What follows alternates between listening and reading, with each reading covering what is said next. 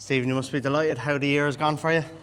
Yeah, delighted, Davey. I think we've had 24 winners for the year now, and we've had a great start. I won't lie, with a little over 12 months, I think we've 29 winners, over $500,000 in prize money for the clients, and we've had a great time of it. Do you find that it's better to be going all year round like you do than some trainers might stop and don't have as much for the winter? Yeah, I just think it suits me well, to keep the operation flowing through the winter. It's a long time from October to March if you're only just training yearlings and trying to develop your 2-year-olds, whereas we're kind of trying to mix and match sort of the yearling young 2-year-olds coming along with in coincidal with the farm horses, and they've served us really well the last couple of years. Obviously the winter months are approaching, and the Dundalk has been a very lucky place for us, and we've had plenty of recent winners there as well, and hopefully we're in for a good winter. Obviously last winter winning the winter title in Dundalk, stopping Joseph O'Brien's reign at it for so many years. You must have been delighted then of how the transition going into the turf season went for you then. Yeah, exactly. Just give us a bit of a momentum there to kind of, we had an older bunch of horses that we needed to kind of try and move on, and then we had a lot of restocking to do, but that successful winter last year gave us got our name out there, and it allowed us to kind of get some fresh stock in, get them sold, and we've a lovely fresh batch of horses now to look forward to for the winter months and the turf season next year. Whether you're buying for a owner or racing club syndicate, it's obviously very important to spend as least money as possible and find that value. Because I suppose if it doesn't work out, it might make a case easier for you to move on and maybe try another one. Yeah, exactly, Davey. It's all about trying to find a value.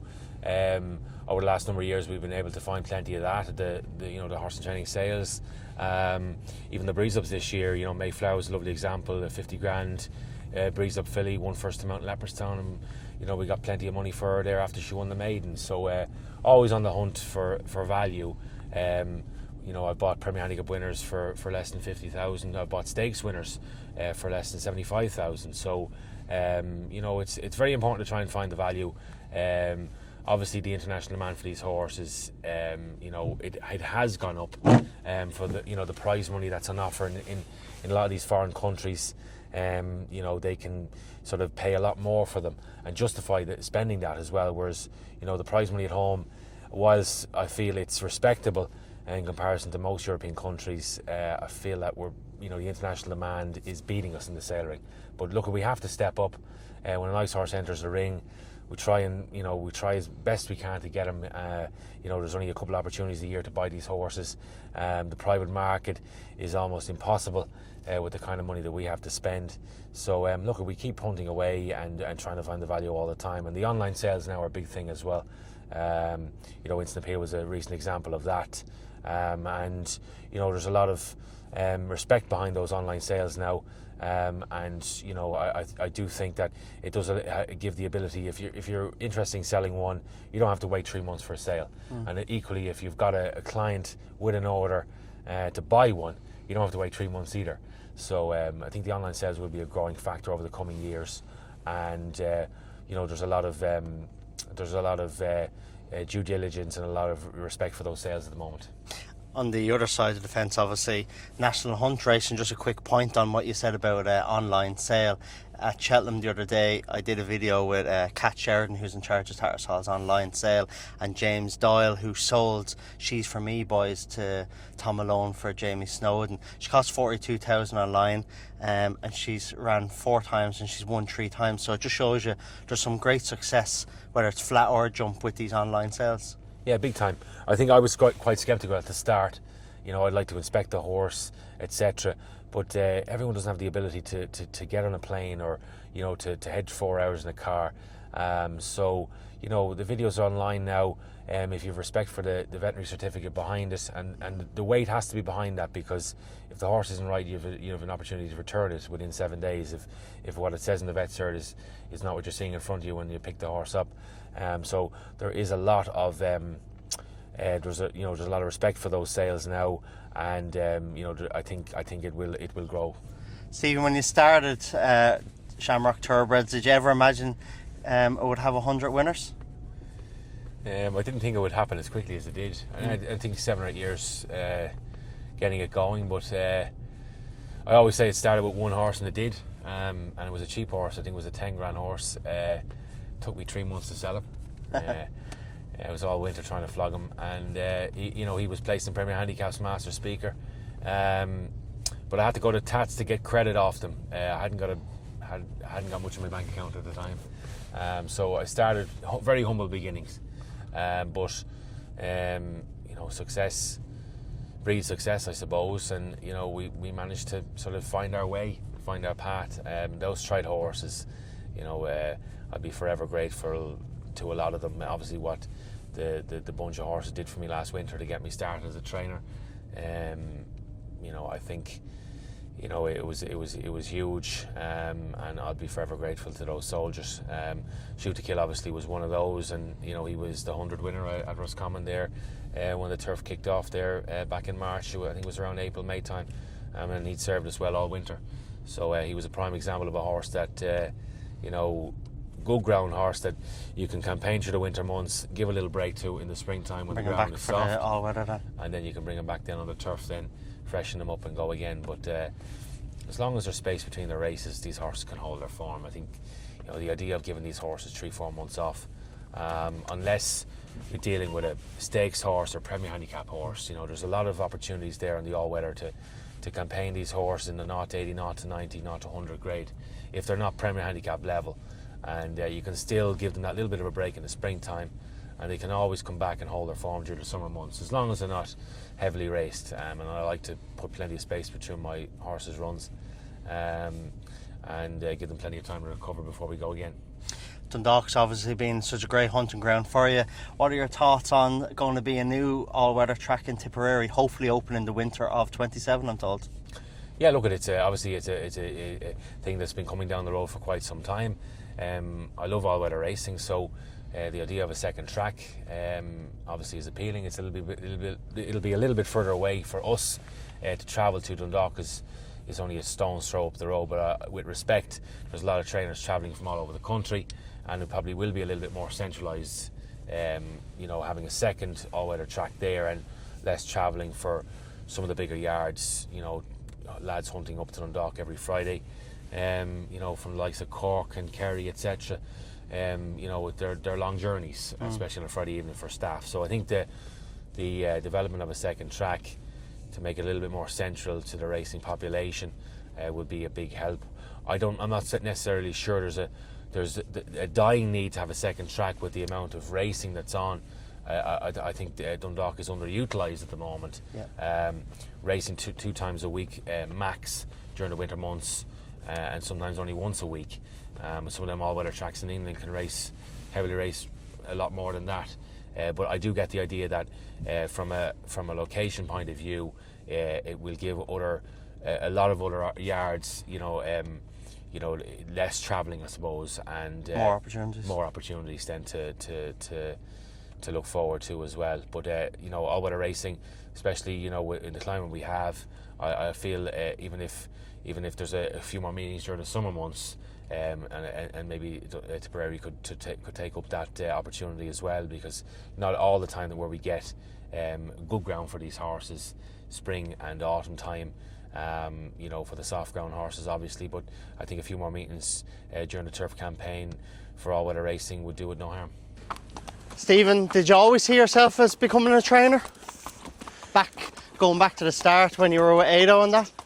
Yeah, look, we were having such a good time together. It never really crossed my mind, but with these things, it's all about timing. And when you get married, I'm married to Stephanie now a year and a half, and we were building a house at the time. Baby Jack was on the way. You start thinking about the future pretty quickly. We had a wonderful time together, but obviously thinking about the future, it was time to go it alone, and it was all about timing for me, and it was the right time to move. So look, it wasn't an easy decision. I've said that all along, but I'm the happiest man alive now, and the training and preparing of these race horses is something that I live for, and it's what gets me up out of bed early and looking forward to sort of bringing some nice young horses along and getting to the better race days, and giving the owners, that full ownership experience as well. There's nothing better than having an owner there on a racetrack when a horse wins. Yeah. It's a great feeling. Stephen, Jack's been brilliant to hear to facilitate you since you started training, and it's obviously been a very good place to you, but you're no doubt you're looking forward to setting up your own training facility. Yeah, exactly. We've just been granted planning permission there in Manowar, County Dublin. We have a lovely 25 acres of ground there, and we're hoping to make plenty of use of it now in the spring to get the facility ready. It's 5 minutes from the home house there in Rush. No place like home. Obviously this place has served me very well, Clark and Stud, Jack Davison and all his team. It's been a beautiful place to train from the last 18 months or so. A little over 12 months since I take the licence out, but it's been a fabulous place. A lot of winners, just shy of 30 winners now since we've come here. 29 winners, so we have a lot to be thankful for, and hopefully when we make the transition to the new place we'll have just as much luck there, please God. Look ahead, the new place. What are we looking at gallops wise, stable wise? Is this going to give you an opportunity to be able to expand and have more horses? Look, at my primary focus since I started even syndicating race horses was to always focus on quality, and I'd rather have trained 5 nice horses than 50 modern ones, and staff thing is huge. So I'm going to build a team of people around me before I build the horses, the string of horses, and increase the numbers. So we'll put in 40 boxes, but we will be growing very steadily. Obviously my assistant Stephen Mooney has been a huge asset to me since I started. My biggest asset, I always said that from day one. I described him as my assistant from day one, and he's been a huge help to me to help me grow. It wouldn't have worked, it wouldn't have went off the ground as quickly as it did without him. Training race horses is more than just the training of them. You have to restock them, you have to find owners, you have to deal with staff. You're always going to have your problems and niggles along the way, ups and downs, moments of magic, they say, mixed with months of misery. But we get up out of the bed every morning here, and we're always smiling. We enjoy the job, and if the ball bounces, it bounces on race day, and if it doesn't, we move on to the next day. We look at the bigger picture, and it's all about building a team of people, building a team of horses steadily. Let it grow organically, and that's what we plan to do, and hopefully we'll have as much luck in Manowar, County Dublin when we do move. You're a proud dub, like myself, but to be at home and train from home, I'd imagine it will be a big dream of yours to finally come true then. Yeah, exactly. We've a long time, with probably half my life working with racehorses, and never in my wildest dreams did I think I would be training them. But everyone has to go through life. Timing is everything, and as I mentioned, wife, house, child coming along, you think about the future. So it was all about timing for me, and as I said, hopefully when we get set up over there, we'll have the beach close by, so we'll be able to utilise that. Massive asset, the beach. Yeah, huge, just for their minds, and it was something that I missed a little bit when I kind of, obviously being with Ado and utilising the beach. We haven't got as much access to it here, but I'm hoping that we'll be able to make plenty use for it when we do get there. Again, 3 furlong round gallop, deep sand conditioning, I love it, and we have access to Dundalk within 30 minutes. Screen as well has served me very well. The Curragh will be within 50 minutes, so we'll be centrally located, and we'll have plenty of gallops around us. I'm hoping to put in a nice straight gallop too in time, and a nice American barn, and the usuals, plenty of turnout paddocks. It's very important for the horses, getting them out daily for their health, respiratory and their own mental well-being. You have to have a happy horse going racing. Yeah.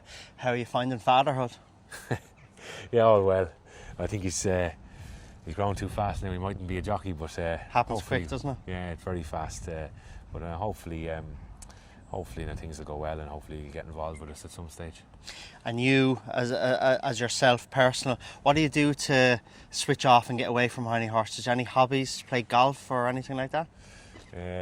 Not too many of them now. I have a few No. bad habits, but not too many good ones. But no, we keep things simple at home. There, I like spending time with my wife Stephanie and baby Jack on the weekends, and we try and switch off. And we do plenty of walking.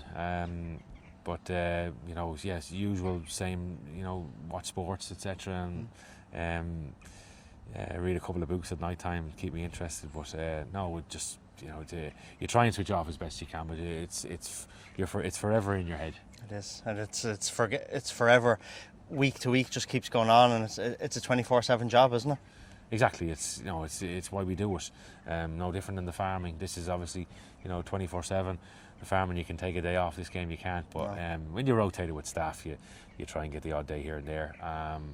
It's important to try and get some downtime, to switch off from it all, and allow yourself to breathe. And they always say you take a step away from the business, every couple of weeks, even for just an afternoon or a day off. It just freshens the mind, and it gets you thinking. And I like looking at other things and different places, and I've been around all over the world. But when you take a step back, even for 5 minutes, and take a breather, another idea will pop into your head. It was great having me this morning. Very best of luck for the winter. Hopefully you can retain that Dundalk Winter Series title, and of course very best of luck next year then when it turns to the turf. Thanks, Davey. Appreciate it.